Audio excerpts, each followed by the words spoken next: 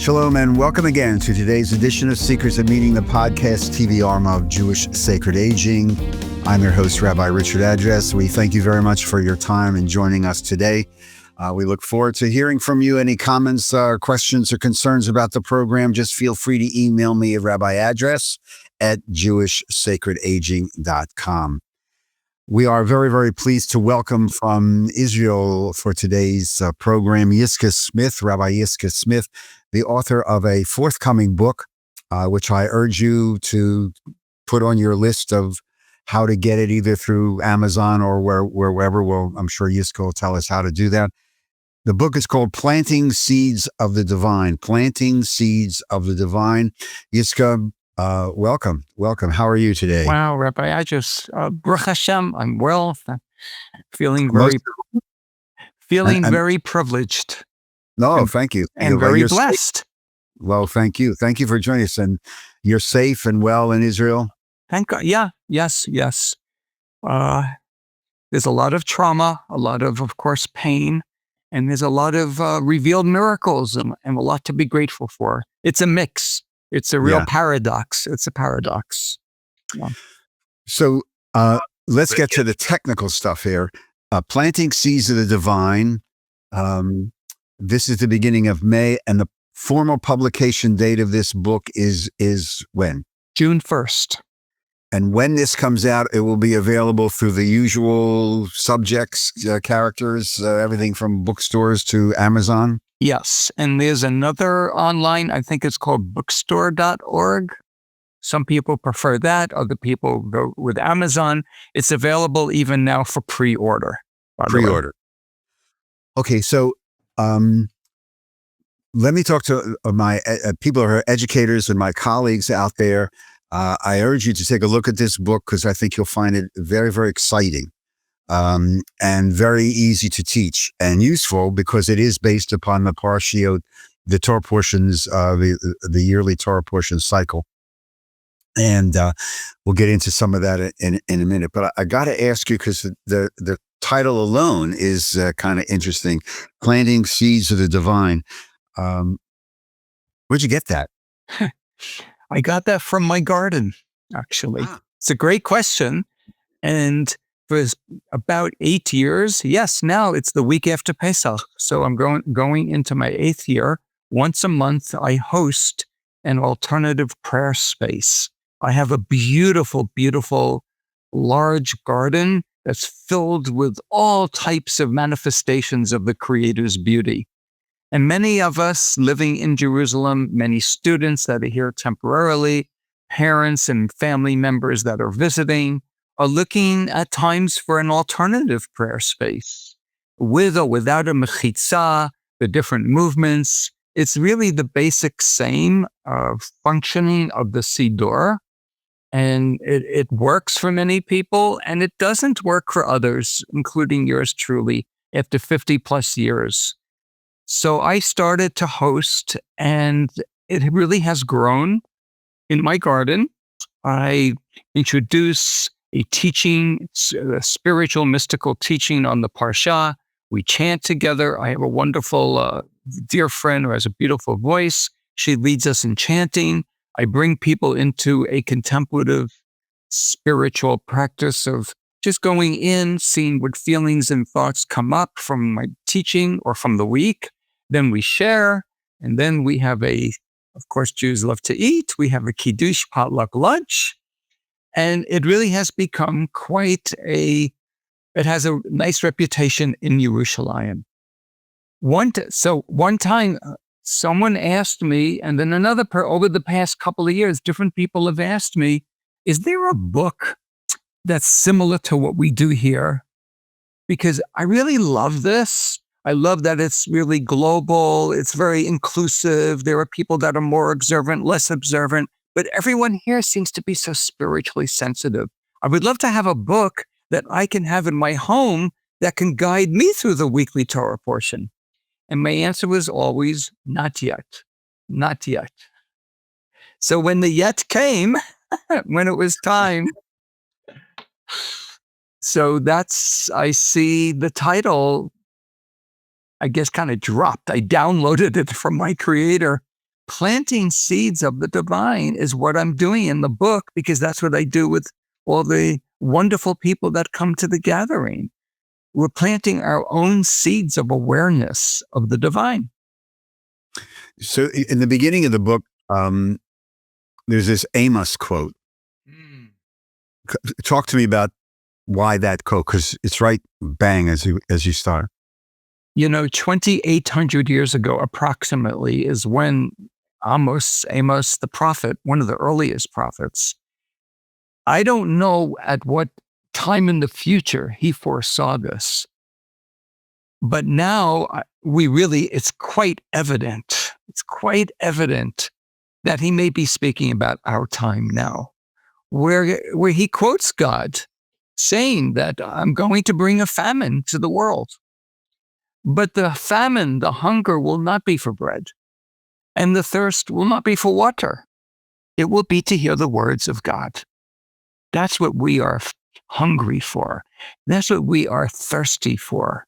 To have an encounter, to encounter the divine. And I see in my teaching, in my own journey, with my children, with my grandchildren, community members where I live in Yerushalayim, compared to 30 years ago, compared to 40 years ago, there is an increased drive here in Israel. More and more Israelis are looking to be more spiritually sensitive, where they feel more aligned with the divine presence, without necessarily being more halachically, legally observant of the mitzvot. Right. It's fascinating that you say that. And so this conversation, it just is, maybe it's beshared. But it's so at the end of April, middle of April, there was a series of articles in newspapers, Ross Delhout's columns in the New York Times. I think on the 20th of April, a big piece that he had in the opinion section of the New York Times, reports from the Pew Foundation. All of a sudden, they're picking up exactly what you're talking about in the United States. You're reflecting of this in Israel. You come to the United States to do scholar in residence work. You're on your way. We're taping this at the middle of April. You're on your way to do some work in the western part of the United States in congregations and in smaller groups. I'd be very interested to see if that hunger is reflective. So the obvious question is, Yiscah, why? Is it because things are just so totally screwed up? Or, and this comes up in the classes that I teach for Jewish sacred aging, especially with my demographic, older adults, that there comes a time, and I believe this 100%, that we just don't need more stuff. The stuff that we need is spiritual, not material. What are you finding? Well,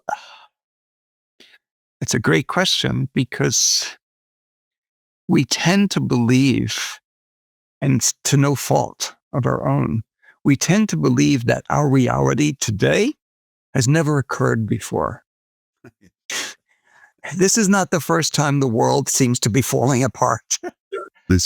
I think because of technology, the advancements in technology, the ease at which we acquire global information, almost perhaps even, I could argue, too quickly, too efficiently, right, tends to cause us to feel overwhelmed.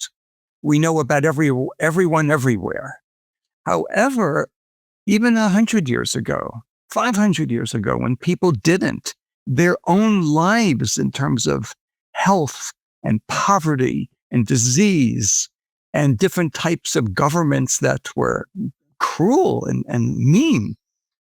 So this has existed. However, up until perhaps even the 20th century, going into, I'd say, the 20th century, surely even the latter part of the 19th, we were in survival mode. We're moving out of survival mode, out of surviving, into what I call thriving. We really want to be more creative, with our lives. What are we making of our lives? Viktor Frankl suggests this in Man's Search for Meaning, that we really don't search for happiness, we search for meaning. Right. And in the Jewish tradition, the deepest meaning, the most profound meaning, is when we feel connected to our source. We have this yearning. For some of us, we're conscious of it. For others, we believe it's in the subconscious, that the soul, our breath, that little still small voice that dwells within us as the divine presence yearns for connection to other human beings, connection to other aspects of God's creations, to God. So we already come into the world yearning. When we're busy, though, surviving because of disease, because of poverty, because of oppression and pogroms, we're not as in touch with this deep yearning. And especially post-World War II, with the establishment of the State of Israel, happy birthday soon, next week. Well, as this is being recorded next week, we are in a very different place right now. And I know there's a war going on, but this war is not like what we've gone through around the world under other governments.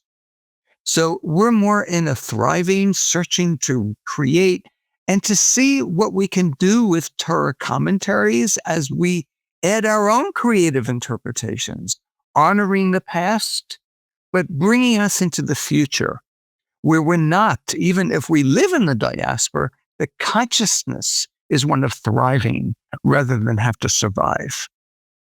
I want to pick up on something, but I think it's important for people who may be thinking about, well, this is really a book that I really want to get a hold of. You have the chapters on the portion divided a certain way. Just walk us through that so somebody can understand.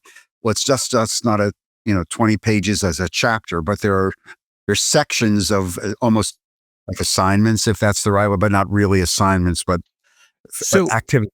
What I've done, I have presented to the reader an alternative or innovative, a non-traditional approach to how one understands the weekly Torah portion. And I call each Torah portion, I extract from every Torah portion what I call a seed that we can plant in our own spiritual internal garden. The seed is referred to in Hebrew as the midah. And the midah is not only traditionally, the midah is ethical behavior, like in the school of Musar addresses that. Yeah. Right. But this is, I take it even further, where the midah is a tidbit. It's a modality. It's a type of spiritual practice that highlights a certain idea based in a few verses in the Torah portion that can help us become more spiritually sensitive. And each one is a seed. So what I do is I extract from the Torah portion the verses that support that.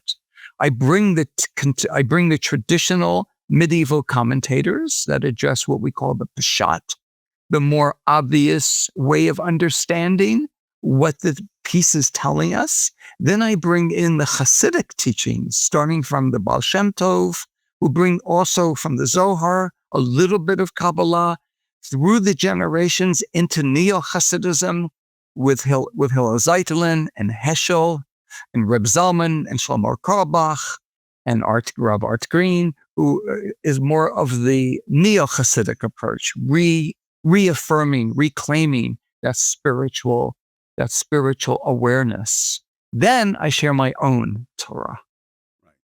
And then I conclude, it's a template for each portion, with a suggested practice, how to actually cultivate and work with the midah of that weekly portion. So actually what people can do, if they look at the table of contents, they may seek out, this midah, even though it's not in this week's parsha, I can study that, I can learn that, and inquire that midah now, because that's what I'm choosing to refine more in my own spiritual awareness and sensitivities, which reflects in my ethical behavior. So it's a cross section. You can use it according to the weekly Torah portion or according to the midah that is highlighted. So after I present the medieval commentators and then the Hasidic commentators, I then introduce my own understanding, my own argument for an increased awareness of the divine presence within and beyond. And then to support that, I conclude each Torah portion's chapter with a suggested meditative contemplative practice. So this way, the person can actually, in a tactile way, not only in the intellectual and heartfelt way, but can actually be with the Torah portion for that seed, which then they can visualize planting in their own garden of spiritual awareness. So again, if I'm understanding correctly, the focus of this, the purpose of your writing this is really to encourage me, the participant, for want of a better term, to begin to open up my soul to the sacred. Yes. And give myself permission to really engage in this dialogue and this relationship. I take that from, you have this wonderful quote from page XXVIII. That's in the introduction? Yeah. Okay. Yeah, but it's a great quote. And the reason I say it now, because as you walked through how the book is created, the objective of the book's practice is, quote, to reclaim, restore, and renew a God consciousness through a personal and intimate experience with oneself, unquote. So the pathway to God is through my neshama, correct? Yes, exactly that. Exactly that. And the reason I use the phrase God consciousness is to contrast it with the traditional religious consciousness as defined by all of our wonderful rabbis. Rabbi address? No, go ahead. Yeah. So we have, with all due respect to all the rabbis, the challenge that I found in my own 50 plus years of relying on the rabbis to help guide me is that Reform, conservative, Orthodox, ultra-Orthodox, they all seem to share this emphasis on doing Judaism and doing it right rather than wrong. What brought me into Judaism to begin with was not so much to learn how to do anything right, but how to be Jewish, I came from a Jewish upbringing, but we weren't brought up, my siblings and I, where our parents helped cultivate with us an awareness of God. We always believed in God, but the idea of actually walking with God, as the verse in Deuteronomy suggests, "V'halachta b'dorachav," you shall walk in his ways. What does that mean to walk in his ways? I wanted to sense the presence. So I became distracted by the tradition that pushed me to observe legally ways of fulfilling mitzvot. But what got pushed to the back burner was a consciousness, was an awareness of God. And what took the front burner place was making sure I obey what the rabbi said I'm supposed to do. And I had a problem with that theologically. Yes, well, many of my former congregants did as well. So we're talking with Rabbi Yiscah Smith about her brand new book, a very exciting book, Planting Seeds of the Divine. Yiscah, it's almost as if to say the traditional concept that many of us were taught in confirmation class, na'aseh v'nishma, go out and do in the world and you'll find God, that you're flipping it. It's almost do the Shema first, and then you'll be able to do the na'aseh, because you'll have a firm theological foundation. Am I misunderstanding you? Well, I would suggest an alternative way, because actually the Piasetzner Rebbe, Rabbi Kalanimus Kama Shapira, who lived in Warsaw in the 20th century through the Holocaust, he was unfortunately, Litzarenu, he was murdered in Chorynki death camp in November of 1943. I'm very inspired. He's been my mainstay source of spiritual inspiration.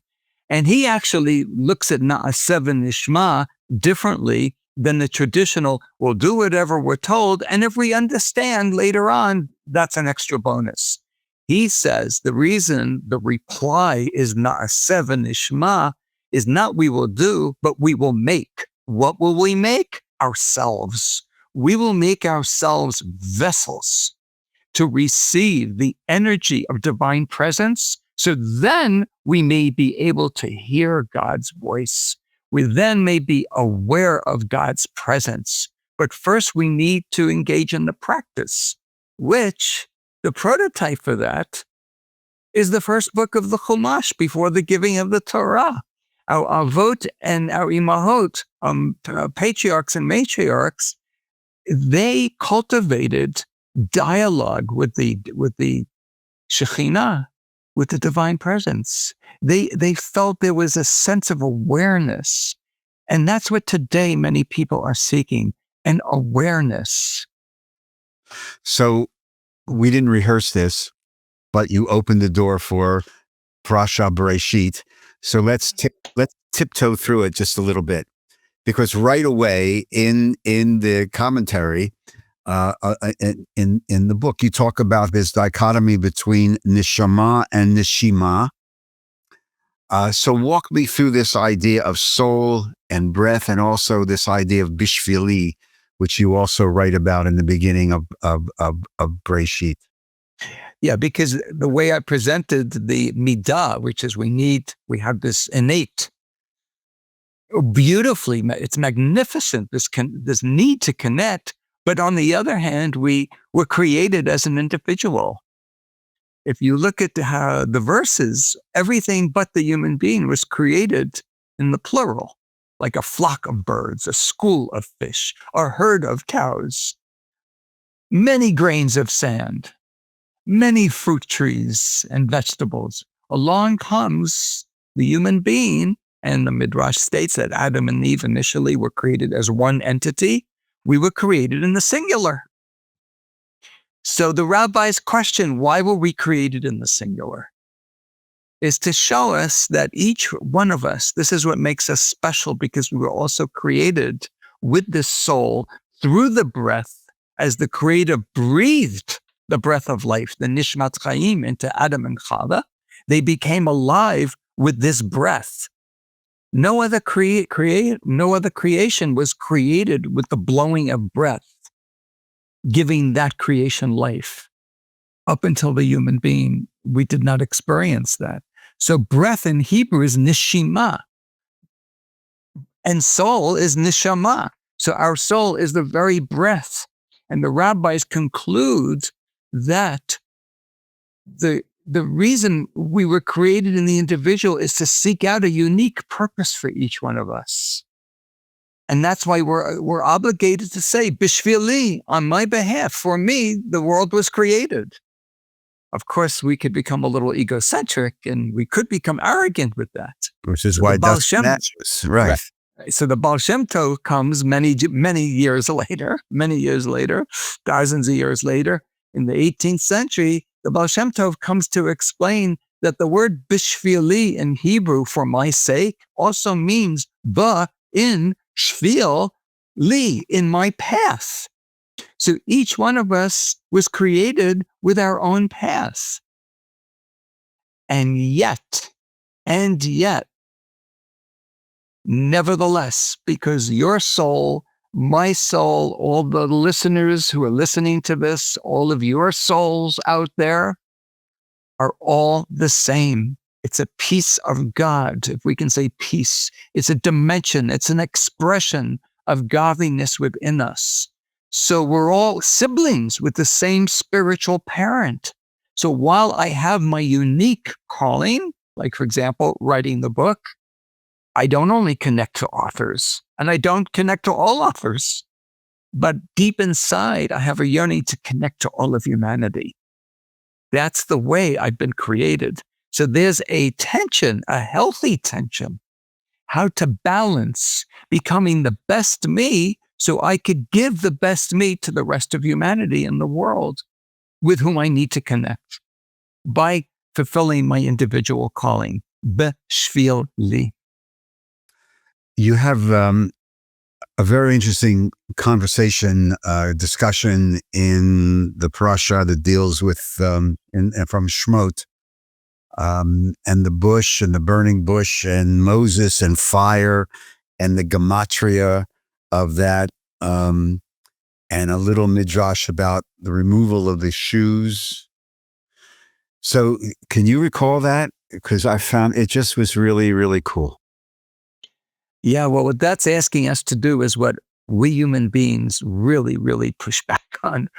Some of us really detest this. We have this, the Piaseczna again writes in B'nai Machshava Tova, in Cultivating a Conscious Community, he speaks to this. We have this innate resistance to change. I would suggest it's a survival technique. If everybody always changed every moment, we may not even be here anymore. The problem with that, though, is we get so accustomed to not changing that we don't want to change because it's uncomfortable. So what was Moses being asked to do? He was being asked to change. And that for him was a bereshit. That was a beginning for him, a new beginning. So when the verse says, remove your shoes from your feet, another way of understanding that, because each of those words in Hebrew have another meaning, could also be break open that which is locking you into your custom behavior. Why? Because you're about to enter holy ground. What was holy about the ground? A new beginning. A new beginning, a beginning of redemption. That's what made it sacred. Not the fire, not the bush burning. That was just to draw his attention. But the lesson is you cannot redeem. We cannot redeem ourselves, whatever we believe we're enslaved by. Peer pressure, societal expectations. I mean, I don't have to go on, but it leaves us feeling very empty at times and very lonely. So up here, intellectually, I may realize, Yiscah, you need to make a change. But my heart, not so quickly. I'm afraid. Not so comfortable. I don't know where I'm going. Just like the Hebrews that came out of Egypt. They didn't know where they were going. But that's the remove your shoes. Break open those locks that are keeping you back from being who you're supposed to be. This comes up a lot in our teachings in Jewish sacred aging as we get older, because the consequences of change become for so many people, so important and so inhibiting, that there's a lot of people who still live in the land of what if or if only. And we always teach that we're part of a tradition that says, Lech lecha, don't be afraid. Don't be afraid to go, to change, to move forward. It's part of the things that we teach a lot about, the tensions as we get older that we live with, which is a nice little segue, I hope. This is posting on May 9th. So the parasha is Achrei Mot Kadoshim, and you talk about in the book, coincidentally enough, you write about this, another sense of attention, the letting go of the me to be with the we. So, I figure this is a good way to conclude this conversation, because we're talking about the Torah portion that everybody are going to read over the weekend and study. What did you mean by in Acharei Mot Kadoshim, letting go of the me to be with the we? I'm so glad you asked me that, because so many people, including yours truly, for many years, could be or have been really misinformed what it means in Hebrew. It's called bitul yeshut or hitbatlut anochiyut. It's just diminishing the sense of one's own self. And many people confuse that with, I'm supposed to be self-effacing and self-deprecating, and I'm not supposed to love myself, and I'm just supposed to think about God, as if I'm here and God is over there. And what I introduce into this chapter, it's not about me or you, meaning with capital Y. I don't have to make that choice. My choice is it about me or we? So it's as if, for example, I invite you to come over for dinner. And you knock on my door, Shabbat dinner, Rabbi, Shabbat Shalom. And you say to me, Shabbat Shalom, I'm so glad you got it, you arrived, I'm so glad to be. And we go on and on with this conversation because you're waiting for me to do one thing. What do I have to do? I have to move aside so you can come in my home. For me to welcome God into my life, I need to move aside. I don't have to sacrifice myself. I have to honor the relationship where I play an important role, but not the most important. And this is, to quote the Netivot Shalom, the Slonim Rebbe who passed here in Yerushalayim, the most recent in 2000, writes, this is a partnership. This is a b'shitfut. It's not 50-50. However, we do have a say through our free will. So what I'm suggesting is to relook to from a different perspective. What does it mean to diminish the sense of ego? Diminish the sense of I-ness? I would suggest that it's not to think less of me, it's to think of me less. So again, Rabbi Yiscah Smith, Planting Seeds of the Divine, soon to be published. If someone wants to contact you, a congregation, say, we would like to explore this, so next time you're in the States or Canada or wherever, how do they do that? They contact me through my email, yischah, yiskah.smith@gmail.com. And I have been invited, and I graciously, with all the gratitude and joy, I have been invited to speak as a scholar in residence all over the world, from Cape Town, South Africa, to Rio in Brazil, all over Europe, Canada, North America. So yeah, invite me. I would love to come and share this beautiful gem that I have, gem of awareness. And so again, the book will be out soon in the beginning of June. And yes, June 1st. You also teach online, correct? Yes. I teach for the platform is called Applied Jewish Spirituality. You can Google it. It's right there. And it's a virtual spiritual, it's a Beit Midrash, a house of learning, a beautiful institute of learning, mystical and spiritual teachings, also with spiritual practice. Most of the faculty teach 6 to 8 classes per course. I teach about 3 courses a year. Each course has 8 classes. And it's a wonderful, wonderful way of really connecting with I connect with students all over the world from the same desk that I'm speaking to you at. It's really remarkable. And these are many people, they're working, they don't have time to spend time in our holy city of Yerushalayim for 6 months to learn. But this is, it's a wonderful, founded by Daniel Silverstein, Reb Daniel Silverstein. It's beautiful, a beautiful platform. Yiscah, thank you very much. Toda rabba, haslacha, and toda. Nesiya tova to the U.S. and could just keep in touch. We hope to. Yes, let's do. To all of you, thank you very, very much for joining us on today's edition of Seekers of Meaning, the podcast TV arm of Jewish Sacred Aging.